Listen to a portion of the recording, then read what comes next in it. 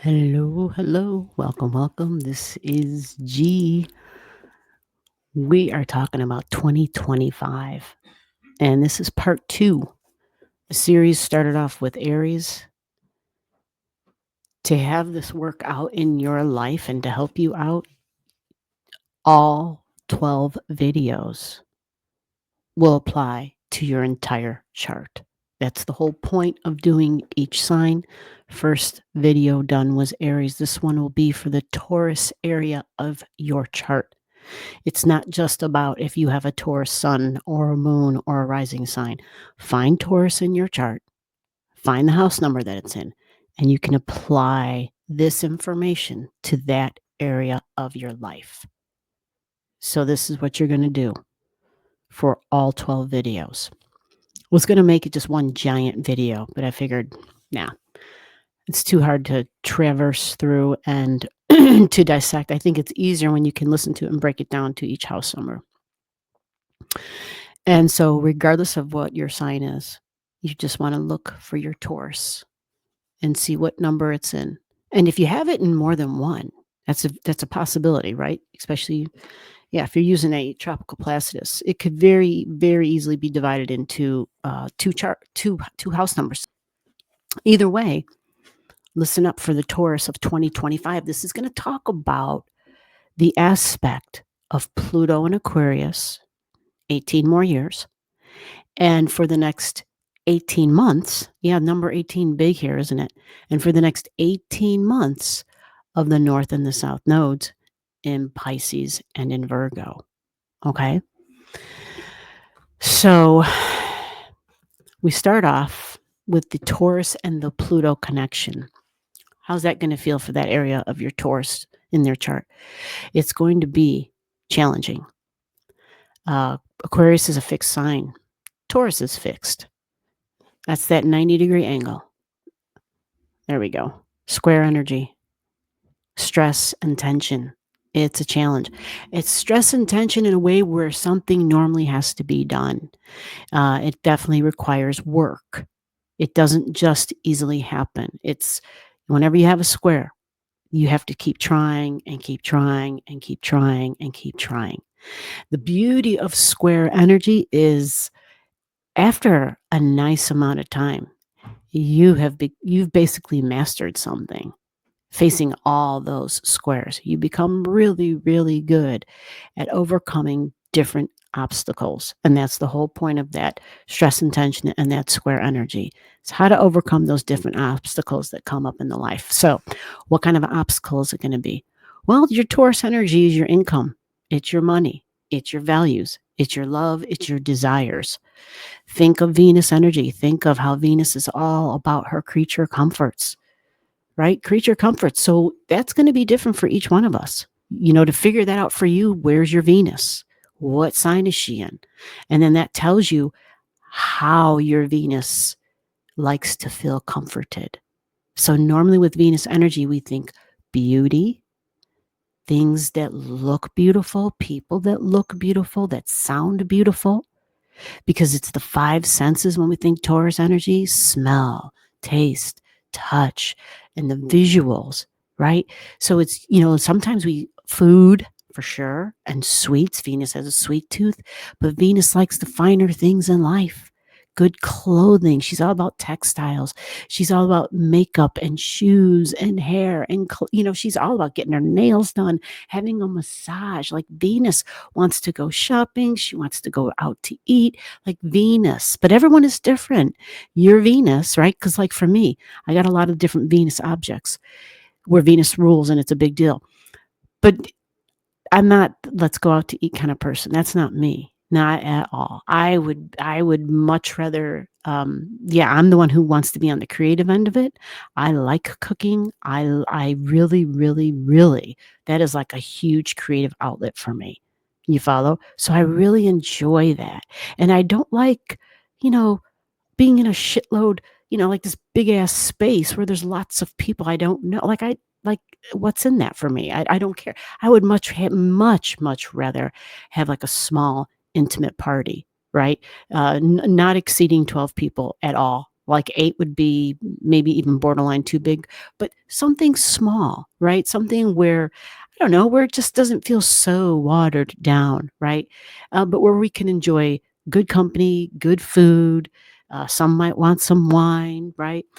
Definitely got to, right? How many of you like the holidays? Holidays coming up. What's the first thing on your mind? Got to bake the cookies. And it's like the dessert menu is already completed in my mind before I'm even thinking about food. So some of the Venus things can be can go just overboard, right? And so the desire, right? Magnetic energy. Pluto's going to challenge this. And Pluto is the group energy. So if you're working digitally, if you're online, because it is the internet, but it's also the friends and the social causes and the social work, the social systems within society.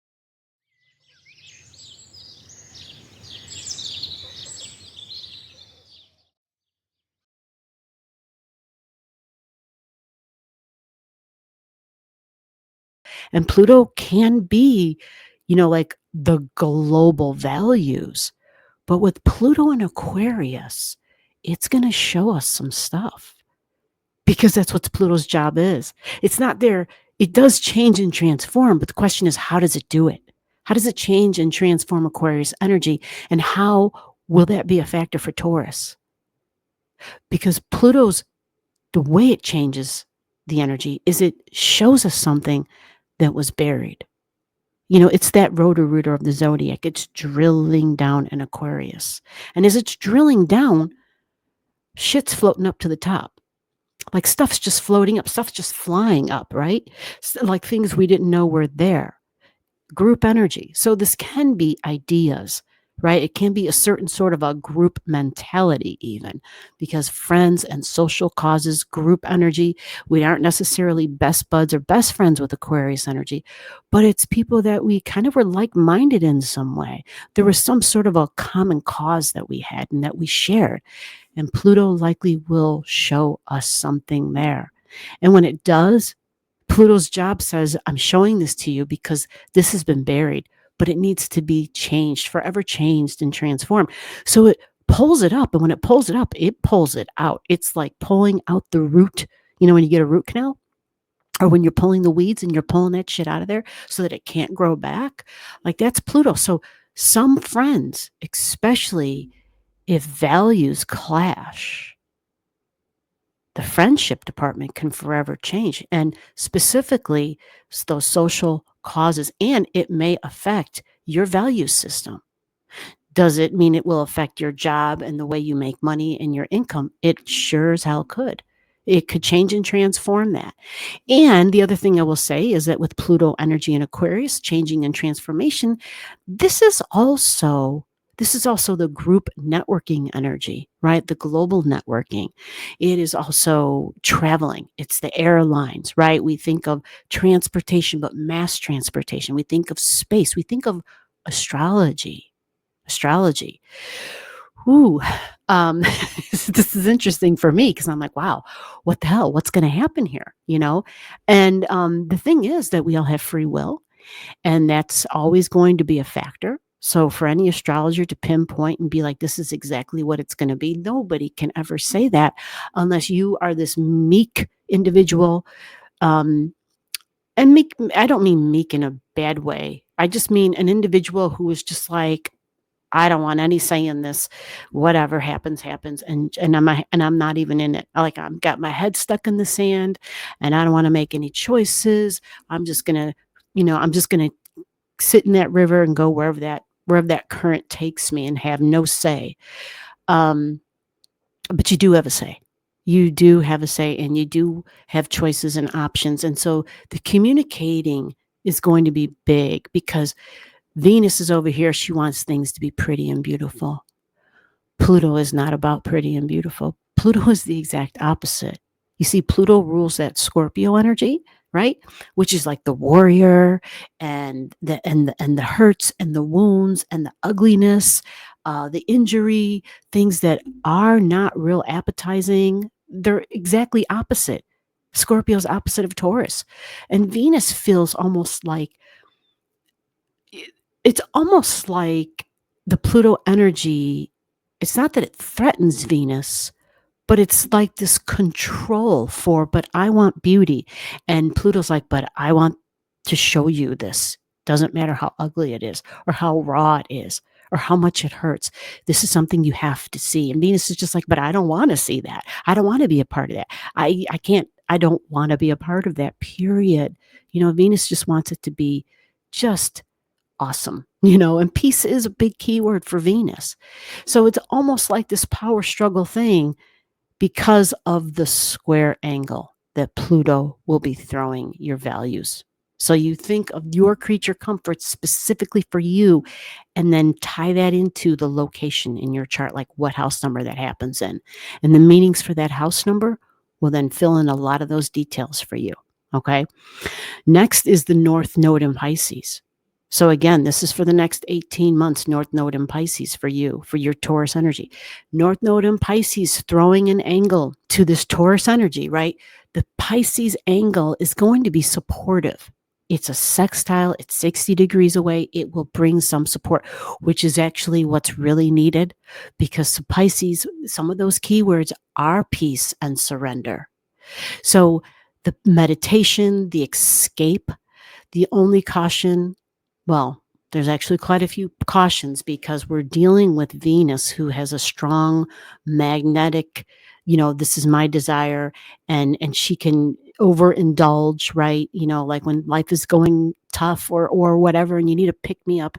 Maybe not even a pick me up, but are you the one? Do you go to the refrigerator and grab the chocolate? Do you go and grab the pint of ice cream? Like, do you go and grab the glass of wine, or whatever your pleasure is, right? With the support coming from Pisces, there may be a connection, and you would want to be cautious in terms of the overindulgence, because that's what Venus wants to do. Because Pisces has a little bit of that escapism thing, right? It just brings that in, like, this is how you can Calgon take me away from this. This is how you can accept and surrender to this. Like, that's what it can do. But it can also do it in a healthy way. It can say, well, I'm going to go out and I'm going to have a nice walk with myself, right? Solitude, Pisces. I want to listen to some music, solitude, Pisces. I'm going to watch a movie, right? I can escape in that, because it's really big on sound. And Pisces is very sensitive. Very sensitive. Most would say overly sensitive. It's going to feel things and have an understanding and a knowing of things, whether it wants to or not. The only way it doesn't is if it makes a concerted effort to block information, right? Because it's that sponge. That's like throwing a sponge on a spill on a countertop, right? You got a black countertop, or no, not even. Let's just say you got like this, you got a silver countertop or a table, whatever, and it's silver, and all of a sudden someone spills some milk. And so you see the white milk running off of it, and you grab this yellow sponge, and you put that sponge down. You don't even have to move that sponge around. It is automatically soaking that up, right? It's just soaking it up. And that is that Pisces energy. There's not a lot of effort there. It just soaks up whatever it is around. So if you have to detach and not be around, right? If you have to create barriers to protect yourself, and I say protect yourself in terms of, the Pisces sponge thing of feeling more than you actually want to be a part of something, because it's an energetics thing. You follow? It's an energetic. So you might have to incorporate more ways to establish physical and emotional and energetic boundaries. All right. So you use your tools, whether it's, stones or essential oils, or whatever you do, and you can put some comments below for different ideas to help other folks out. So there can be some beautiful assistance with that sextile from the Pisces for the next 18 months, but I would just, again, be cautious with the overindulgence and the escapism, because Pisces can feel like it's a martyr, and it can feel sorry for itself. And it's the Cinderella complex, even though Cinderella in the story at least handled it really well. She always had a very positive attitude. And it ended up in that story working out nicely. But imagine if she hadn't had a good attitude, right? Cinderella would have been like, oh, they never take me anywhere. I'm always in these rags. They never feed me. I do all the chores in the house, and it's just this woe is me thing. And I imagine we all experience that at times. But with the sextile from Pisces, you're going to want to be extra careful and cautious of that type of way of thinking, because that will only keep you in the deep waters longer. And you don't want that. Pisces is water, a memory, emotion. You want to somehow use that energy in a creative way instead. Venus is creative, and so is Pisces. Venus for Taurus. They're both really creative. So use this energy for creating. Okay. Use that feeling and that emotion and that sensitivity to create. Next, this is a nice one, I think. South Node. South Node is going to be in Virgo. Remember, this is 18 months we're going on. South Node in Virgo, it's Earth. So for Taurus, you're receiving a trine from Virgo. A trine. Trine means it easily happens. It just easily happens. You don't have to apply any effort. It just kind of lands in your lap. In some ways, this can be beautiful. But I've seen lots of times where trines are not so great events. It just easily happen. So you can have beneficial things that easily happen, or you can have some not so beneficial things that happen, right? Virgo, my work, my job, my health could be beneficial. Maybe I'm releasing a health issue because the South Node is there and it's a beneficial trine to Taurus. It actually might be beneficial. Taurus might be freed up from something. Be freed up from what? This can also be some sort of a task or a project or a routine. Maybe you're completing something. Maybe you're done with something. It's a South Node, has some history to it. So maybe there is a possibility for the alternative healing modalities. When we talk about Virgo and Taurus connections, there can be projects at the job, projects within the house. Remember, Virgo's all about perfection. It's the details and the perfection. And we always just want to be cautious of the ability, because we're talking Venus and Virgo here, right? Venus, Taurus, and we're talking perfection over here with Virgo and Mercury. These are the siblings, remember? Yeah, they're always in connection, always conversation. So we just want to be aware of being overly critical and striving too much for perfection. Too much for the perfection. We have to just kind of set back and just like rethink things and saying, am I being realistic? And I'm not too overly concerned about this because they're both Earth. So they're not like up here. They're grounded. They're both Earth. It's usually very logical, practical, and tangible, pragmatic. Like, is this reality? Like, can this be done?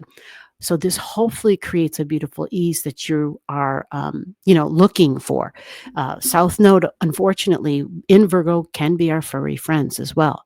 So whether this is, a furry friend in the home, maybe there's something about the past with a furry friend. Like, sometimes when you go through the release of a pet, it kind of brings back those old wounds of other pets, right? And some of those injuries that we kind of think that we've overcome, because Virgo can, when we think about our own injuries, we think of our health, right? Because that's Virgo. So alternative modalities, for me, I do a lot of work with the chiropractor. I don't consider that alternative, but I think it is. But again, you think of like Reiki, and there's just lots of different other modalities. Put some in the comments where it's non-traditional forms of healing. To me, I've always been more of a very down to earth. Keep it real simple. Keep it practical. Go full throttle with the common sense basics. Like you are what you eat. That kind of common sense logic, right? You abuse your body. Well, guess what? Shit's going to catch up. Um, uh, non-impact sports and exercise. So, whether it's yoga, walking, things that are, we think of Pisces, things that are not like, impact or contact, No, none of that. None of that. That's not a Virgo stuff. Virgo's smart, uses its brain. So with the South Node there, this could be past coworkers, past jobs, past projects, maybe opportunities coming through where it brings maybe some of that up or rehashing of some of those things. That's a possibility. But on the flip side, this could also be a release in the day to day routines, which for some folks could be jobs, could be. All right. And hopefully, because it kind of just happens, hopefully it's beneficial. Hopefully it's a release because there's something beneficial coming down the pipe. That would be sweet. I will add here, it doesn't elude me, the 18 and the 18. That 18 number, just so we're clear, the degree theory astrology, 18 degrees is Virgo. That's a Virgo thing. Yeah. So day to day routines, right? Domestic energy, Virgo, domestic energy. So we think of just how things are in the house, whether it's organizing and having to reorganize and change habits, change routines, change schedules, something, something, something getting a little um, just being switched up there and possibly a release. All right. I'll see you next one.